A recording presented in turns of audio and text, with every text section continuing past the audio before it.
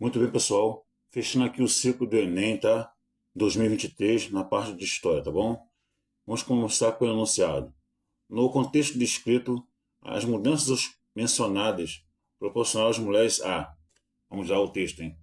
A partir da década de 1980, começaram a ser discutidos no Brasil os princípios de racionalização do trabalho. As preocupações com a cozinha e o trabalho doméstico foram introduzidos com a medicina sanitária e a oferta de gás e eletricidade para uso doméstico no início do século XX. A organização da cozinha visava atingir uma simplificação das tarefas com a economia de movimentos e barateamento dos equipamentos a partir da produção em grande escala. A padronização e racionalização da habitação e seus componentes visavam uma radical transformação da casa, em especial da cozinha. Apoiava-se tanto no desenvolvimento de novos equipamentos quanto nos estudos de racionalização do trabalho doméstico. A principal preocupação era o desenvolvimento de um novo tipo de habitação que deveria induzir um novo comportamento social. Observação que eu fiz aqui, hein, da mulher. Bom, vamos repetir o contexto. No contexto descrito, as mulheres mencionadas proporcionavam vou repetir o enunciado. No contexto descrito, as mudanças mencionadas proporcionavam às mulheres a letra A, controle do orçamento familiar. O texto não fala sobre isso. B, liberação das tradições religiosas. Onde está isso no texto? Letra C, exercício da representatividade política. Botei uma observação aqui, ó, 1932, tá? Ampliação, aliás, letra D, ampliação dos movimentos de socialização. Pessoal, essa é a resposta, tá? Ampliação dos movimentos de socialização, tá? Letra E, afastamento das atividades especiais. Não está isso no texto. Vamos aqui para outro questionário, hein? Começando aqui pelo enunciado. O processo social relatado indica a formação de uma etiqueta que tem como princípio a... Vamos lá, é no texto. Do século XVI em diante, pelo menos nas classes mais altas, o garfo passou a ser usado como utensílio para comer, chegando através da Itália primeiramente à França. A França, em seguida, a Inglaterra e a Alemanha. Depois tem servido, durante algum tempo, apenas para retirar alimentos sólidos da travessa. Henrique III introduziu na França, trazendo provavelmente de Veneza. Seus cortesãos não foram um pouco ridicularizados por essa maneira afetada de comer. E no princípio não eram muito hábeis no uso do utensílio. Pelo menos se dizia que metade da comida caía do garfo no caminho do prato à boca. Em data tão recente como o do século XVIII, o garfo foi ainda, aliás, vou repetir, em data tão recente como o século XVIII, aliás, século XVII, o garfo era ainda basicamente artigo de luxo, geralmente feito de prata ou ouro. O enunciado mais uma vez. O processo social relatado indica a formação de uma etiqueta que tem como princípio a letra A, distinção das classes sociais. Pessoal, essa é a resposta, tá? Distinção das classes sociais. Letra B, valorização dos hábitos de higiene. Negativo, não tem isso no texto não. Exaltação da cultura mediterrânea, piorou. Letra B, aliás, consagração das tradições medievais. Onde que está isso no texto? Letra E, disseminação de produtos manufaturados. Então, pessoal, a resposta para esse questionário é a letra A, tá? Distinção das classes sociais. Muito bem, eu botei muito bem essa observação aqui, ó. O garfo era ainda basicamente um artigo de luxo, geralmente feito de prata ou ouro. Eis a caracterização. Vamos aqui para outra questão, tá? Beleza. Vamos lá. Na perspectiva do autor, as tradições e os costumes sociofamiliares sofreram alterações no século XIX, decorrentes de quais fatores? Vamos aqui para o enunciado, tá? Felizes tempos eram esses. O ponto de exclamação. Felizes tempos eram esses. As moças iam à missa de madrugada. De dia ninguém via as via, e se alguma, em dias de festa, queria passear com a avó ou a tia, havia de ir de cadeirinhas. Bem razão, ter os nossos velhos de chorar por esses tempos, em que as filhas não sabiam escrever, e por isso não mandavam nem recebiam bilhetinhos. Fiz uma observação aqui embaixo, ó. Lendo e trocando bilhetinhos. Sabem ler e escrever. Desculpa.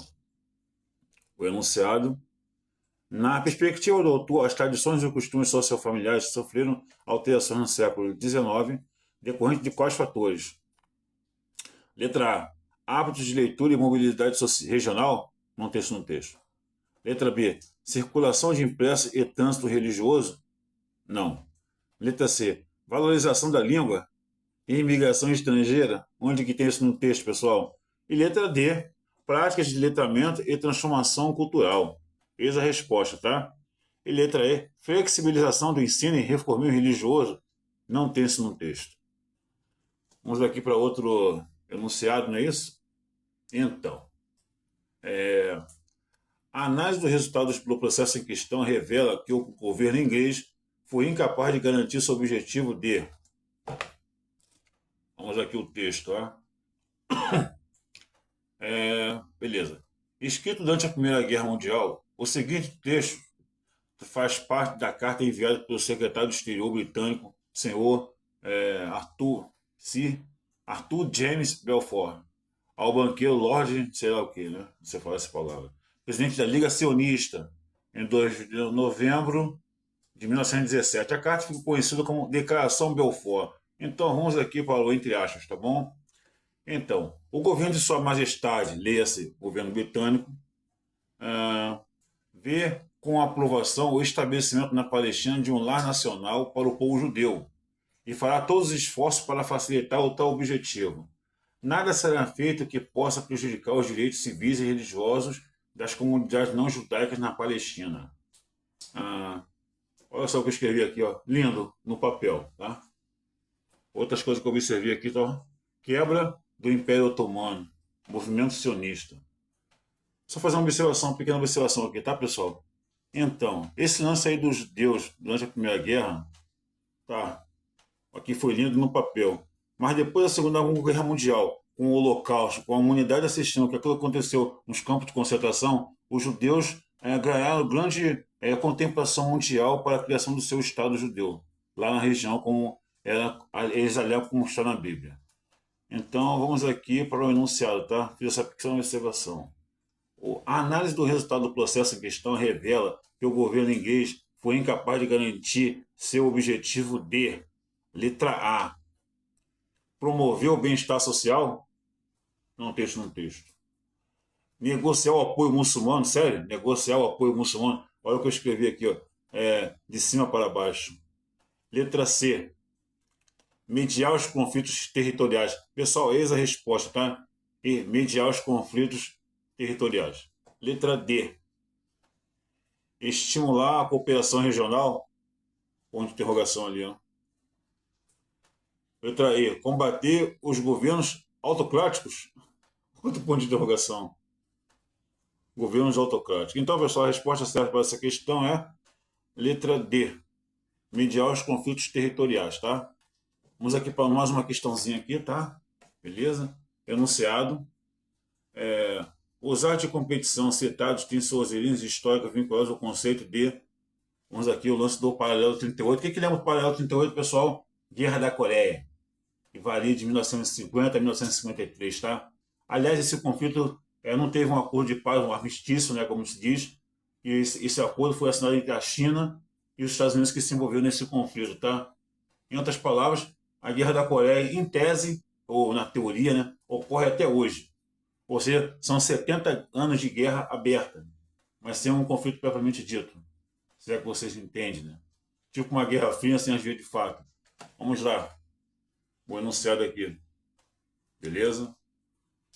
Enormes alto-falantes sul-coreanos instalados na fronteira com o norte costumavam transmitir desde canções em estilo K-pop, né? Será que se fala assim? Como é chamado o pop sul-coreano, até boletins climáticos e noticiário crítico ao vizinho comunista. O norte costuma praticar atividades semelhantes, transmitindo por seus alto-falantes discursos críticos a Seul e aliados. Durante os anos 1980, o governo sul-coreano construiu um mastro de 97 metros de altura para hastear sua bandeira no povoado de tal, né? Na fronteira com o norte. O norte respondeu com a construção de um mastro ainda mais alto, 160 metros, na cidade fronteiriça, né? Esse nome aí. Essas demonstrações são uma válvula de escape competitiva e importante entre os dois lados, fora de um possível conflito militar, diz o analista que está ali, né? Bom, beleza. Vamos lá. Essa imagem aqui está um pouco esquisita. Beleza. Os atos de competição citados têm suas origens históricas vinculadas ao contexto de letra A. Domínio cultural e identitário de atores sociais. Nada a ver. Disputa étnico e raciais de povos tradicionais, eles são o mesmo povo. Letra C. Divergências político-ideológicas de agentes estatais. Pessoal, eis a resposta, tá? Divergências políticas e ideológicas de agentes estatais. Letra D. Imposição econômico-financeira de empresas privadas. Essas empresas privadas aqui, né? Nós sabemos que no norte, né, na Coreia do Norte, elas são empresa estatal. O sul não tem tanto. Letra E. Protestos ecológicos sustentáveis de entidades ambientais. Sério? Não, claro que não. Então a resposta certa para essa questão é a letra C, tá? Divergências políticas e ideológicas de agentes estatais. Pessoal, um ponto aqui, eu quero fazer uma observação, tá?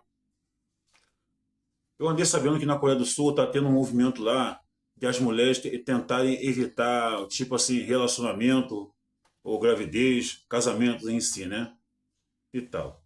Só é que o governo da Coreia do Sul está desesperado com seus compatriotas, pelo fato de não querem casar nem engravidar. E vocês imaginam a situação. O governo da Coreia do Norte, é uma coisa que eu estou imaginando. O governo da Coreia do Norte está imaginando assim, bem, vocês não estão querendo engravidar não, mulheres do Sul, sul-coreanas, né, no caso. Beleza, daqui a 20, 30 anos vamos invadir isso daí e não vai ter jovens, veja bem, jovens sul-coreanos para defender sua pátria. Então, por esse motivo, eu estou achando isso muito interessante. O governo da Coreia do Sul deve estar muito preocupado pelo fato de suas compatriotas não estarem querendo ter um relacionamento, casamento, engravidar. Não é isso? Será que vocês me entendem? Só essa observação que eu gostaria de fazer, tá? Acho e balançar um pouco aqui. Bom, vocês entenderam, né? Bom, é isso aí, pessoal. Tá? Muito obrigado, tá bom? Se puder se inscrever nesse canal, deixe seu like, tá? Muito obrigado, valeu, tá? Tchau. Agora, falando, eu fecho aqui esse ciclo do Enem 2023, tá? Na correção da parte de História. Nos próximos vídeos vou partir para 2022. E assim eu vou descendo. Mas antes eu vou fazer um questionário sobre qualquer assunto de História para não misturar o Enem 2023 com o Enem 2022, tá bom? Valeu, tchau.